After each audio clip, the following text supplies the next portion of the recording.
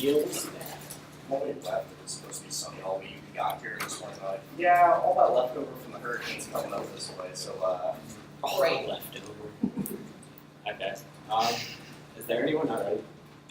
Cool. First, observation one, inherency. Trump's relationship to Putin creates massive uncertainty about American support of Ukraine. Global and Mail in 18. The efforts Mr. Trump showed to the Russian leader, the response in Europe was fearful until Trump was effectively giving the Kremlin boss carte blanche to keep behaving in the same manner. Analysts worried that Trump might give Mr. Putin an informal green light to make further moves in Ukraine. Thus the plan. The United States federal government should direct U.S. Cyber Command to prevent complex catastrophes by providing all necessary assistance to the government of Ukraine in order to accelerate their ascension to NATO's Cooperative Cyber Defense Center of Excellence. Funding and enforcement through normal means, we reserve the right to clarify. Observation 2 is solvency. 7.8. Despite repeated increases in funds providing material cybersecurity assistance to Ukraine in order to help them join NATO's CCDCOE is crucial to holding off Russian threat. Cyber military cooperation is key to holding the line against further aggression. Logan and Zimmerman in 18. Addressing the ceaseless barrage of cyber attacks from Moscow will take more than the added funding. The U.S. could help by supporting and encouraging Ukraine's membership in NATO's CCDCOE. While the Trust Fund demonstrates commitment, joining the CCDCOE would greatly improve Ukraine's ability to train and respond to modern malware threats. The U.S. should pursue increasing bilateral and multilateral support to ensure Ukraine can contain and roll back Moscow's continuing cyber offensive. If the lesson that Moscow learns is that it can undertake increasingly actions with impunity, then cyber escalations in Ukraine likely will not stop there. Subpoint B, increased cybersecurity cooperation with Ukraine sends a signal of support for America's allies. Noel and 17. Cybersecurity is the national security challenge of our time. We can provide leadership to enhance cybersecurity capabilities across Central and Southeast Europe. The U.S. would send a strong, important signal of Western support for Ukraine at a time when it's literally fighting to protect its democratic identity. We must come together in furtherance of our cybersecurity defenses. Advantage 1 is Russia. Subpoint A, stopping Russia and Ukraine is key to check expansionism. The alternative, justifying further aggression, not sustainable relations. Wood and 17. Action without sustainable progress towards a Russian retreat from Ukraine would be a victory for Putin and be seen by many as a justification of Russian aggression against that country. Moscow might welcome a tactical improvement in relations with the U.S. There is no evidence of a change. Russia is locked into a struggle for power with America. Putin's inner circle views Ukraine as the object of a geopolitical contest whose fate should be decided between Washington and Moscow. Subpoint B, Ukraine is at the center of growing U.S.-Russia competition. Countering Russia in the cyber domain is key to maintaining American power and Eastern European independence. Bergman and Kenny in 17. Information operations are a key line of effort in Russia's continual geopolitical competition with the U.S. Russia illegally seized the Ukrainian region of Crimea and instigated an insurgency in Ukraine's eastern Donbas region that continues to this day. The U.S. and Russia have entered a new Cold War. Moscow saw relations with the West after Ukraine not as frozen but as broken. Moscow's goal is to discredit democratic governance and the international system. Russia has reverted to a counter-revolutionary foreign and military policy that harkens back to the Russian foreign policy of the 19th century. Russia is treating the information domain like a new theater for conflict and has invested in developing its capabilities just as it would in developing a new weapon system. The U.S. now faces an ideological competition not seen since the Cold War. Subpoint C, continued appeasement of Russian aggression will lead to NATO intervention in World War III. Kramer in 17. The West has an even bigger interest in preserving the post-Cold War environment. If that is dismantled, it is conceivable that NATO and the EU could collapse too. Unchallenged, this course will not change. Should Putin try his luck against a neighboring NATO member state, and the U.S. would be confronted with Article 5 implications. No sane person wants to risk having any conflict spiral down into a nuclear war. The key is to minimize approaching any of these possibilities. Subpoint D, perception is key. Mixed messages over Ukraine causes Putin to miscalculate American resolve, leading to war. Economy in 16. Putin seems to be engaged in some kind of reestablishment of Russian hegemony, and that's very dangerous. It's also dangerous for Putin to misread U.S. resolve and NATO resolve. History in the last 200 years of this republic is strewn with people who made that miscalculation pushed us too far. Putin seems to be pushing all of the hot buttons with respect to the NATO alliance and the U.S. Subpoint E, U.S.-Russia war leads to extinction. Star in 14. The consequences of even a small nuclear war would include catastrophic disruptions of global climate and massive destruction of Earth's ozone. The best scientists in the world also predict that a warfare with less than half of U.S. or Russian strategic nuclear weapons would destroy the human race. On to advantage 2. Subpoint A, continued Russian cyber attacks create the perception of Ukraine as a failed state and threaten its democracy. Greenberg in 17. Invisible saboteurs have turned off the electricity to hundreds of thousands of people. A digital blitzkrieg has pummeled Ukraine for the past 3 years, undermined practically every sector of Ukraine. Moscow has long regarded Ukraine as both a rival part of Russia's empire and an important territorial asset. From the beginning, one of this war's major fronts has been digital. Russia's tactics online and off has one single aim: to destabilize the situation in Ukraine and to make its government look incompetent and vulnerable. All the underhanded moves aimed at painting Ukraine as a broken nation. Subpoint B, allowing Ukrainian democracy to solidify sparks Putin's fall and ensures democratic Russia. Encouragement in 15. If Putin does fail in Ukraine, the consequences could be severe. Putin hopes that Crimea and eastern Ukraine will help him gain support in Russia and resist pressures for internal change. If Ukraine successfully defends its sovereignty, Putin may learn that he is not as invincible as he imagines. Anti-democratic forces have always done badly in Russian elections whenever they were free and competitive. In 1981, Yeltsin overwhelmingly defeated the communist candidate. Democracy is possible. The greatest threat to autocracy in Russia would be a successful and democratic Ukraine, which will be a powerful model for Russia itself. Ukraine will be a magnetic symbol of democratic freedoms for people inside Russia. It is possible that out of the present crisis, Russia will become a democracy. If Ukraine succeeds, there's a possibility for a better outcome. Subpoint C, a failure to overthrow Putin is a bane for global reactionary collapses. Democracy worldwide might fall in 18. Putinism seems to be growing in popularity in European countries, Turkey, Philippines, and the US. He gives direct financial assets to movements and parties. Mr. Putin and his agents pursue disinformation, bots, and fake identities now capable of reaching deep into democratic societies to push anti-democratic ideas. At the same time that Putinism is surging, democracy is waning. Subpoint D, democracy saves billions of lives. Authoritarian regimes are history's #1 killer. Wars are worse. Populations are sacrificed. This is the biggest impact in the debate. Rommel in 09. No democratically free people have suffered from mass famine. Freedom greatly reduces revolution, civil war, rebellions, guerrilla warfare, coup, violent riots. Then there is mass democide. Cut the card there.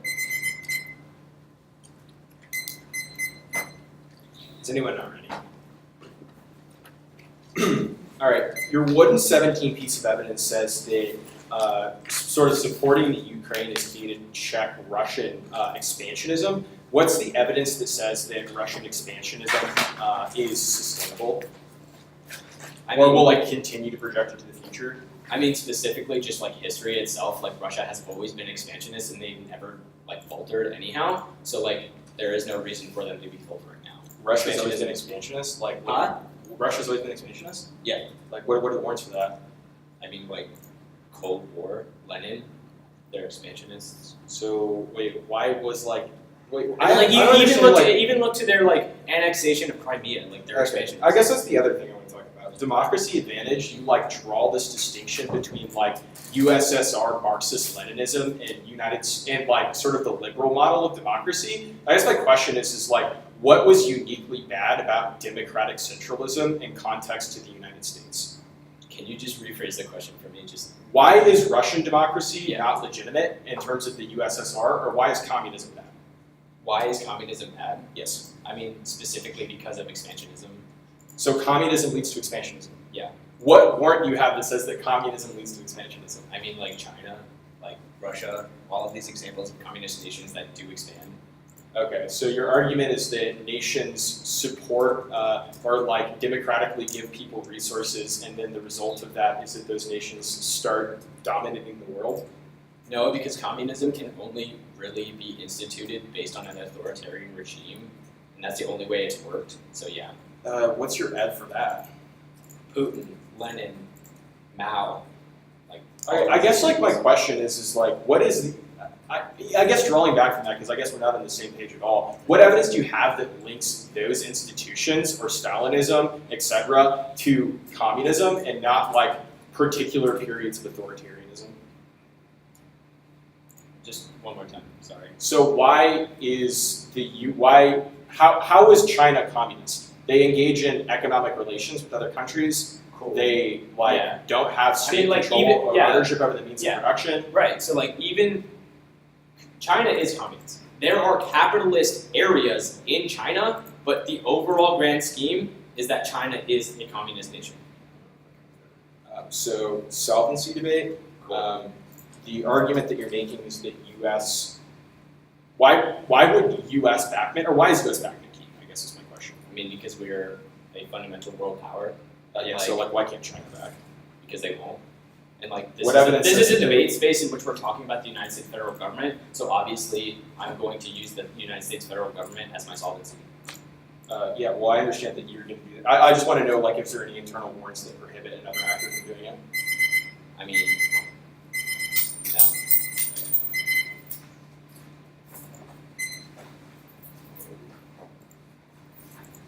So I'll take a little bit of prep.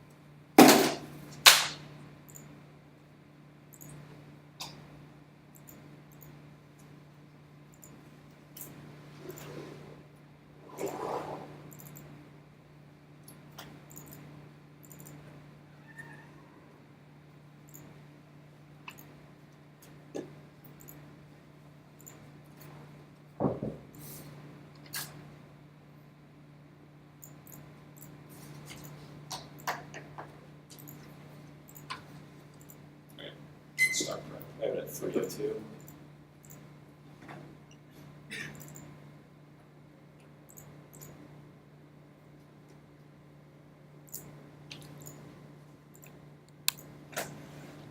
All right, so the order is going to be 2 off, and then case in the order of the Russia advantage and then the democracy advantage.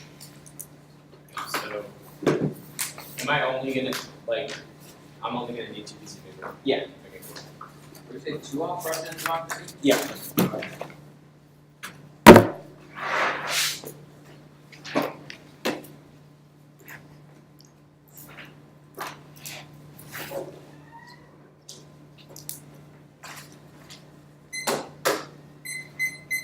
And then Alex, would you prefer it if I went a little bit slower? Yeah, I'm sorry. No, that's totally fine. That's all right. Okay. Anyone not ready?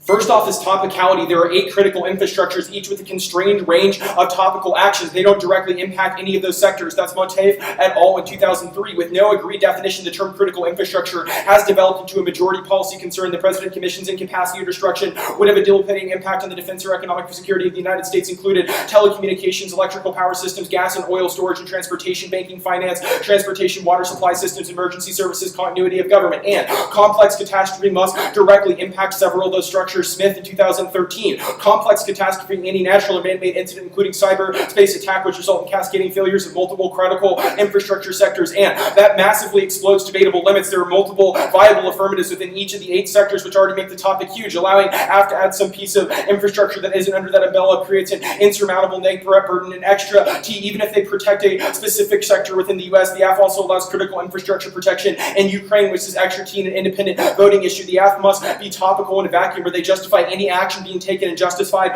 through mixing burdens on the impact debate and skewing out any neg ground directly related to the topic, which is uniquely bad for fairness and education. And vote neg to uphold the stasis of fairness in education and debate. Competing interpretation removes judge bias, ensures most equitable model. Critique.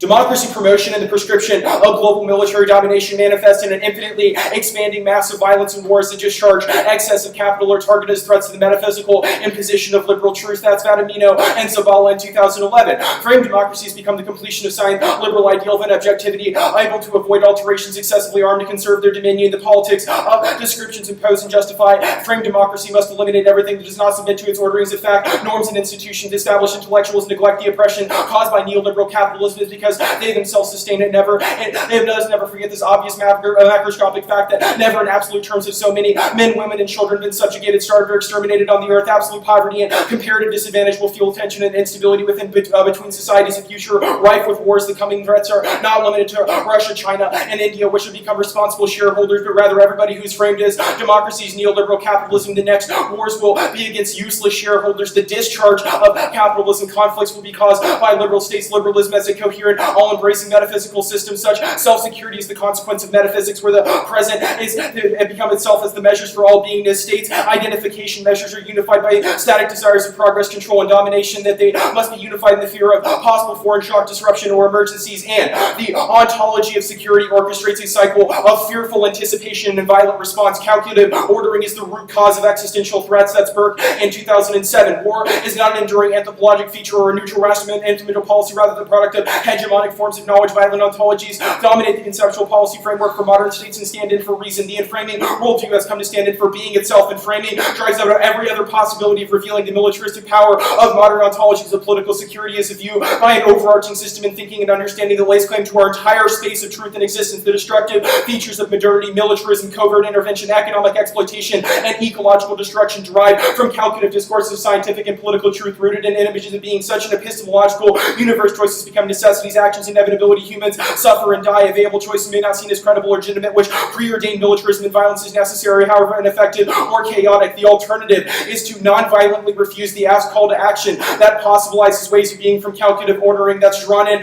2011. Current economy and technology seem to span the whole of the earth as nothing more than a big marketplace subjugated under the domination and logic of calculative ordering. It's a whole new era of gigantic computing in which the whole of the earth eventually turns into a global resource to be used up by ways of order, ordering, and efficiency. We need to sharpen our ways of criticizing, resistance on the things such as the means of production or globalization of neoliberal ideology is not radical enough. We need to resistance on the violence promoted at the ontological level of calculative ordering and production of beings. The possibility of resistance continues with the construction of a non-violent way. We should not see power-free letting be in as an end of itself, but a chance for dwelling free from the contemporary ontological mastery of the technological that allows self-emergence, a leap from annihilating emancipation over the groundless plenitude. Without this leap, the mastery of being is a power of machination remains. Thus, our awakening a possibility from the other beginning that allows the earth and things come into presence without violent manipulation and ordering. Non-violent refusal of manipulative power of calculative ordinance is capable of putting aside the violent capturing of the earth. Every revealing is also a concealing, and framing the world in calculative modes shrouds out other forms of being and causes serial policy failure. So you should view the debate not in terms of planned consequence, but ontological roadmaps. They are defensive and particular revealing of the world. That means if we win links and impacts, solvency is only a question of situating our thought within debate differently and allowing the world to reveal itself otherwise. Case. First on Russia, there's no Russian war, unbalanced economy, aging population, and incentives to cooperate with the U.S. backstop expansion. Carpenter, 2015. Western elites need to stop viewing Putin's Russia as a reincarnation of the Soviet Union. Russia lacks the characteristic of aggressive power on the rise, and aging, shrinking population, unbalanced economy does not provide the solid foundation for an expansion of power. It's wholly unrealistic, but conventional great power not relying on the expansion of state. There is still underlying mutual interests. And next, the fear of Russia is rooted in a racist conception of inferiority in service of continual U.S. antagonism that makes perpetual war inevitable. Roberts in 2016. If we ever hope to understand facets of the Russian-China relationship, we must understand the ways in which attitudes toward Russia may be influencing American decision-making. Russophobia, criticism of Russia are imbalanced and distorted no matter which independent actions Moscow might pursue. They are perceived as expansionist. Anonymity results in a persistent need to contain Russia, informed by the misperception of Russia's history in which Russia is being forced to respond to the West rather than representative of some ingrained need to conquer. Anti-Russian military hawks presume American hegemony can best be achieved with the military defeat of Russia, rife with neo-colonial thinkers. The assumptions render U.S. policymakers incapable of understanding policies. They view the conduct as a product of culture, becomes perilously close to racism. The U.S. needs for enemies an instrumental component of its own narrative of exceptionalism. Mark the card at exceptionalism. Okay.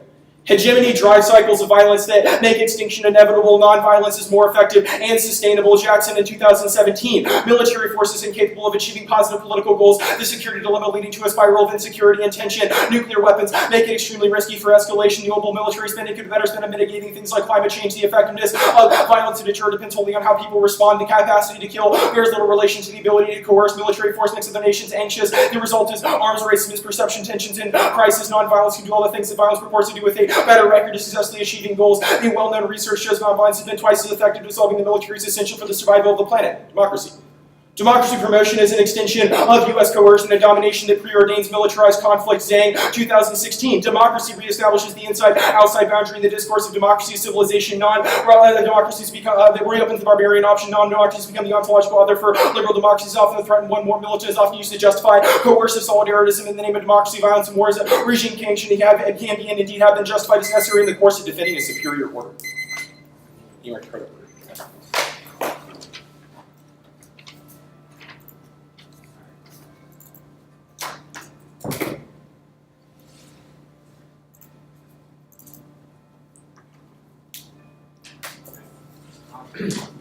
Yeah.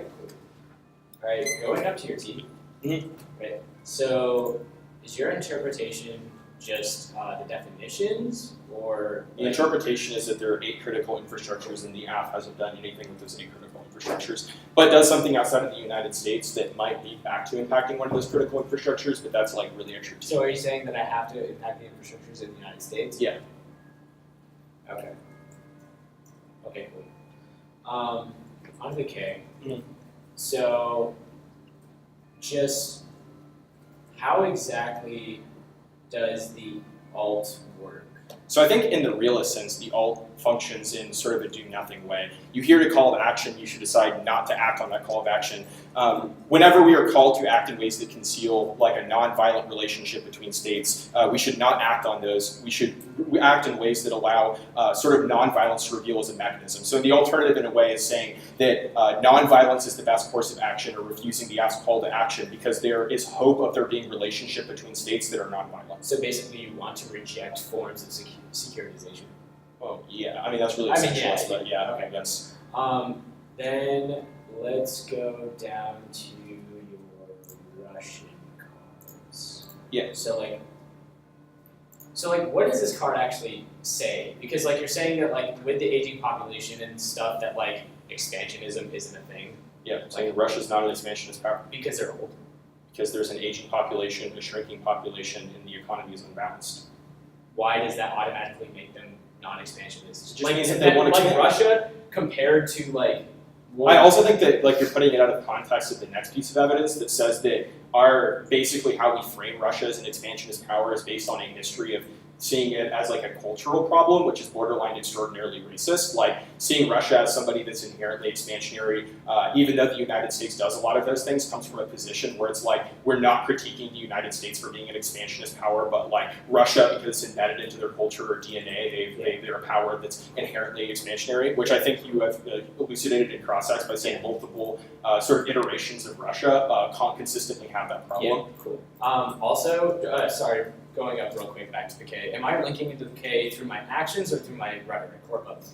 I mean, I guess both. Like, I think that like they're not necessarily not intertwined. I think that the idea that you can propose this as a justification for doing the affirmative, even if the affirmative in a vacuum is a bad or is a good idea, like the way that you justify the affirmative is through some really messed up things. Yeah. Okay.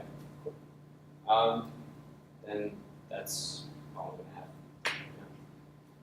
Taking crap.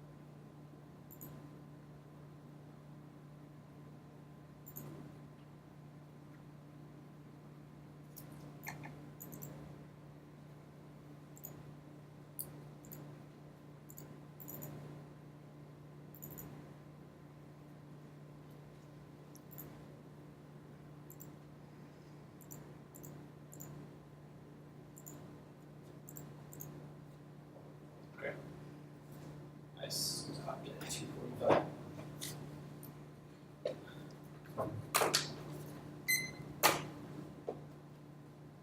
You stopped at one? Like I have like 1:15 left. Oh, okay, okay. Yeah, sorry.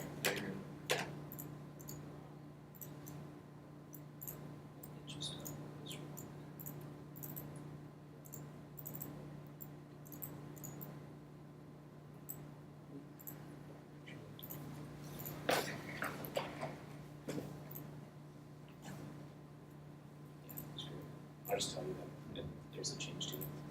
Okay. Sorry. That's okay.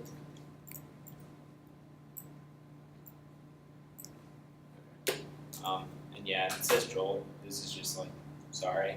No, it's all good. But so there's like an analytic. So like the T, the increased T, and like the analytic at the bottom. Just ignore that. So I'm gonna start on framework. Okay, and go down on that file. But let's, so the order is going to be T, then case, then T. Case in the order of. Just in order. So probably just 8 images. It's obviously. But yeah. Is there any questions?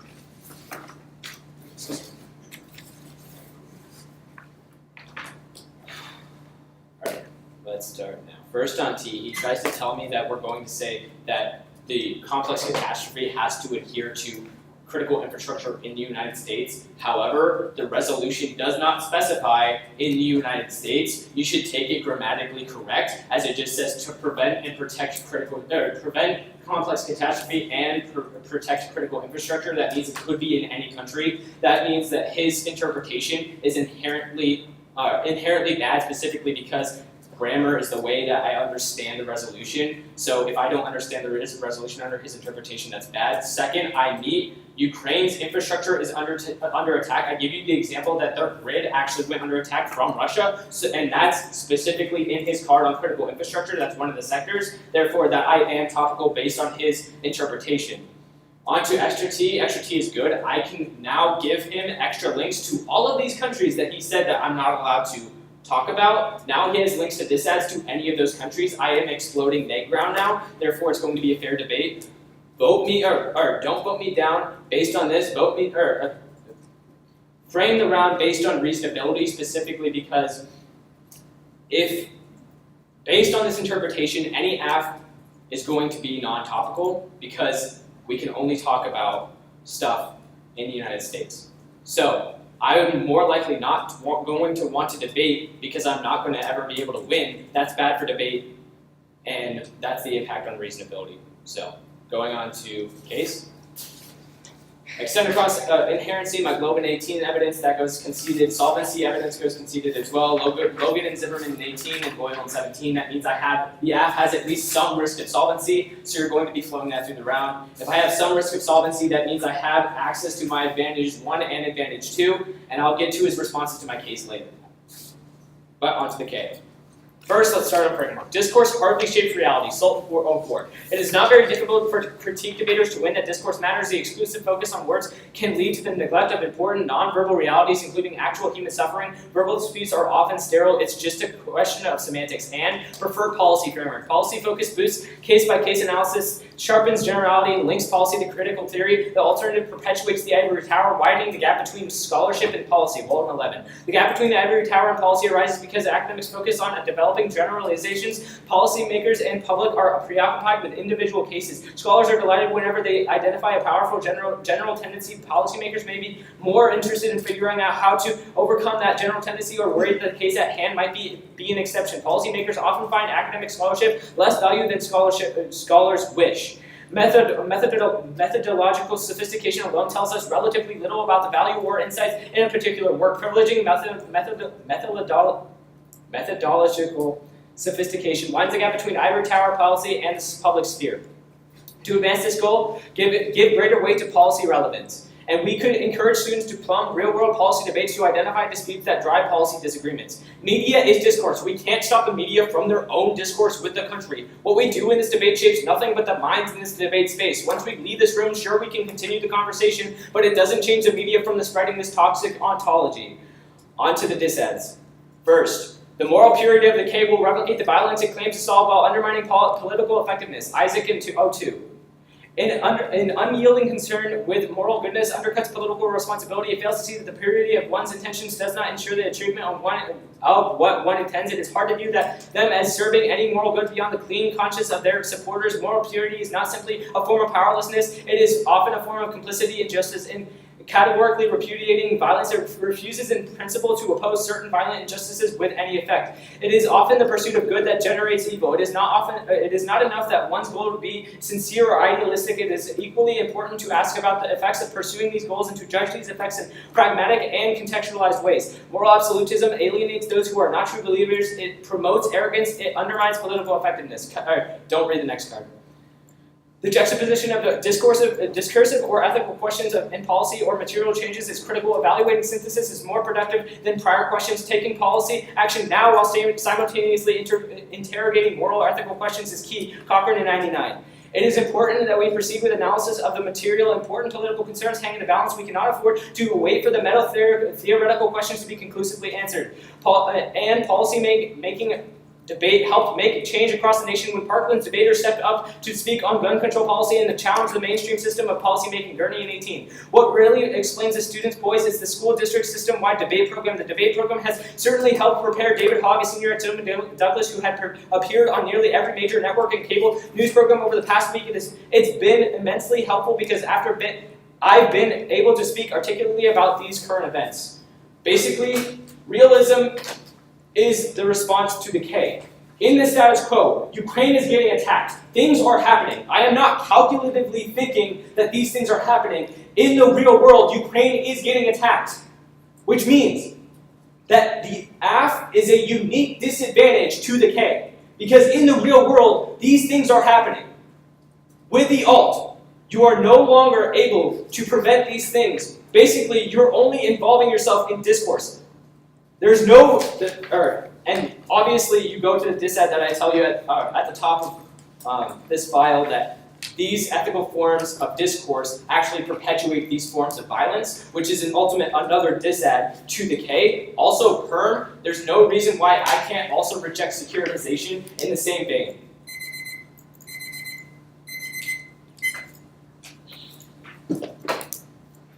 Okay, I'm going to start from starting.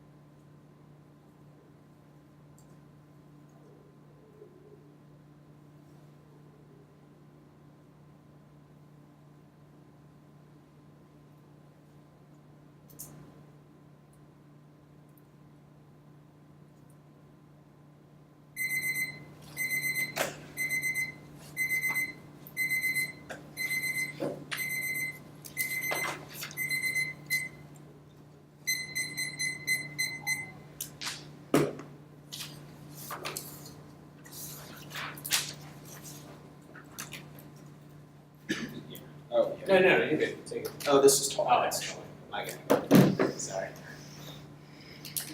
I'm not exactly a short boy. Okay. All the same from down here. I mean, fair. So the order is going to be the Russia advantage, the democracy advantage, and then critique. There any cards? No new evidence. So, no T. What did you say? Yeah, no T.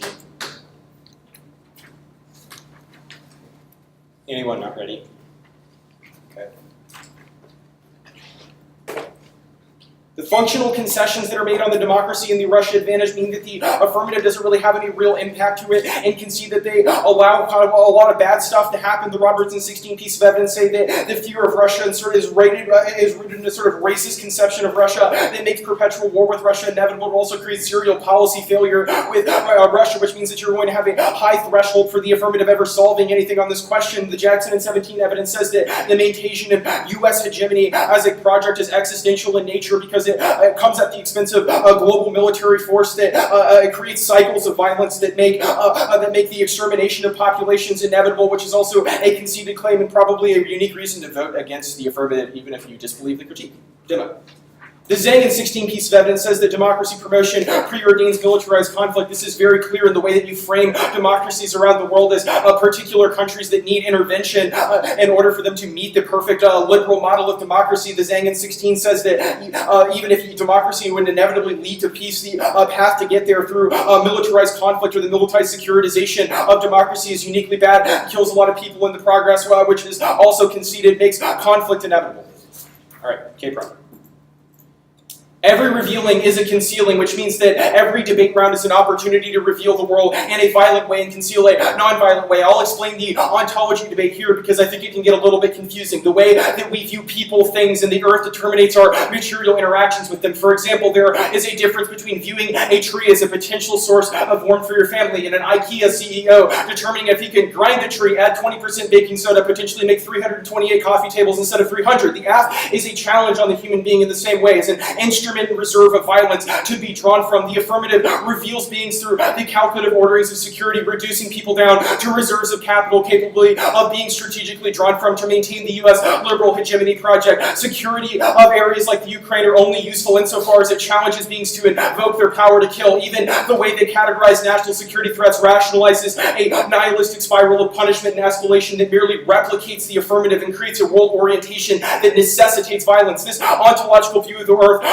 reduces the earth and all inhabitants to what we'll call a standing reserve resource, nothing but pure resource to be used up by ways of greater ordering and efficiency, blocking in colonial violence and environmental catastrophe. The alternative is not an endless deferral of political orientation, but rather a breaking of the calculative thought that allows the value of nonviolent social relations to emerge. Let's clear this up. We aren't making any arguments about past, future, or debate rounds that aren't the present. The judge is negating your affirmative, nothing else. The ballot only signifies that. The alternative would agree that your app isn't good, but it doesn't foreclose potential political possibilities going forward. We're not making any broad statement about debate here in the holistic sense, but rather that your affirmative is bad, and if they agree with that, they should negate it.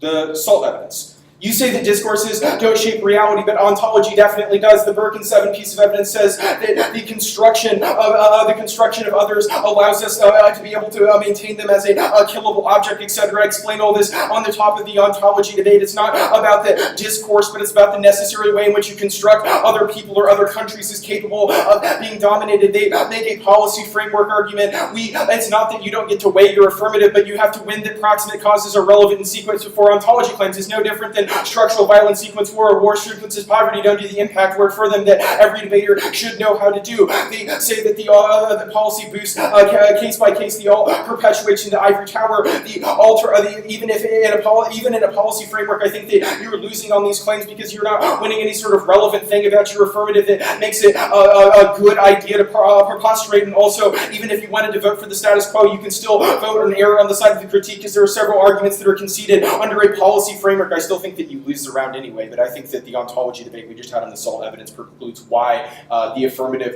alternative would allow nonviolent relations to emerge, which is the better internal link to resolving a lot of the problems, because viewing people in the securitized way is bad. Okay. You say media spread makes things makes violence inevitable. We can concede that our gut reaction is to treat people as threat, but this just provides uniqueness to the alternative, which interrupts this process in moments of nonviolent resistance to this temptation. The inevitability of violence on Earth is not a refutation against how we should view beings. The instrumentality of beings in the world as a resource is not inevitable. It's just a justification for security politics. The question is not whether violence ever occurs, but rather the Earth and the beings in it would be better off in an alternative world of nonviolent revealings. It's not about security discourse across the media, etc. It's whether about your ath is specifically good or bad. The Isaac and 2 piece of evidence says that moral purity replicates violence, undermines political effectiveness first. The alt isn't infinite political deferral, and I go over this on the overview. Second, Isaac isn't saying that ethical critiques are bad, but rather that the affirmative has no the ath has no political effectiveness anyway. So even if you want to concede the Isaac piece of evidence which said that political effectiveness is good, then the alternative has the best political effectiveness. Okay, Cochran in 99. You say that juxtaposition is key to synthesis. I say that probably sanitizes the link arguments that we're making on the last speech, because synthesizing the 2 positions makes no rational sense if the way that you've constructed beings is inherently violent, because you can't construct them as violent and non-violent. There's no formal term here, so it's not really a good argument. Anyway, the Gournay 18 piece of evidence doesn't matter because your affirmative isn't helping gun control, etc. Like this piece of evidence is saying, you're prepostrating ideas that are relatively racist in the context of Russia. You say that in real world there's Ukraine attacks. I think that the framing of the alternative precludes this, because the roots of the attacks is sort of the securitization of other countries that allows these sort of attacks to take place and makes them necessary. You say that the ath is a diss out to the critique, but the critique controls all the root causes, and that's the Berg evidence, and also all the evidence is conceded on case.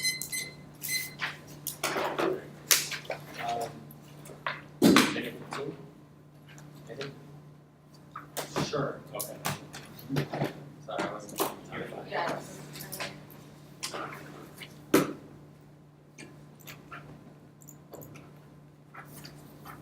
Does anyone care if I run to the bathroom really quick? I'll try to be back in 1 minute.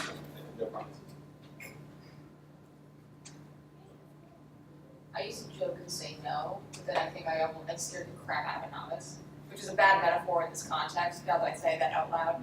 But like then I was like got real like, and I was like, oh, I'm kidding, please go to the bathroom. So okay. They probably just aren't used to sarcasm. They're just low-key cutting cards in the restroom real quick. Honestly, I think I told this to Duncan from Hillsdale. He was like, can I use my phone for time? And I went, kid, if you can get a card that's relevant to this debate round on that cell phone right now, you can use it, I don't care. That's By more all impressive than means. anything. By all means, cut the card on your cell phone. We'll see how that goes for you. During camp this summer, I was in Florida, and the house we were in didn't have Wi-Fi.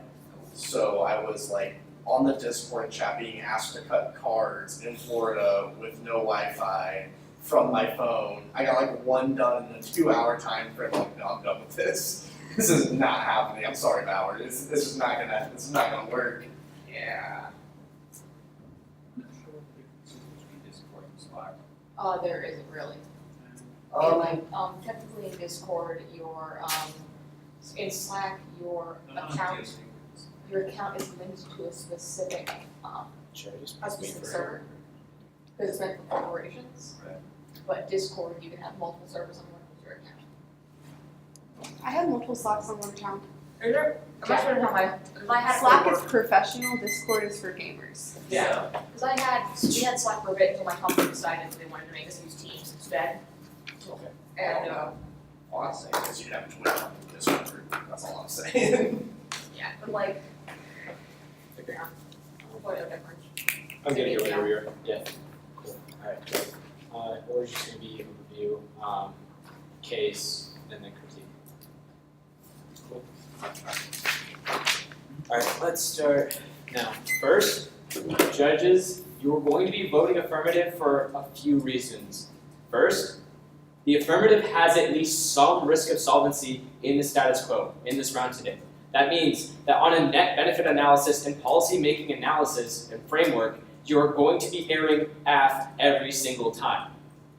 What goes conceded is the policy framework. Sure, he attacks the card, but he doesn't tell me why we should prefer another framework. My framework still stands, which means the case shouldn't even be able to be run in this round today because we're talking about policy making, not discourse. let's go into the case. So again, he put some stuff on the case, but at the end of the day, I have still some risk of solvency. He doesn't put anything on my solvency cards. I flow that through the round on Logan and Zib at 18 and Boyle at 17, which means I get at least some access to the solvency on the advantage 1, advantage 2. That's going to be the net benefit that you're going to be advocating for today in the round.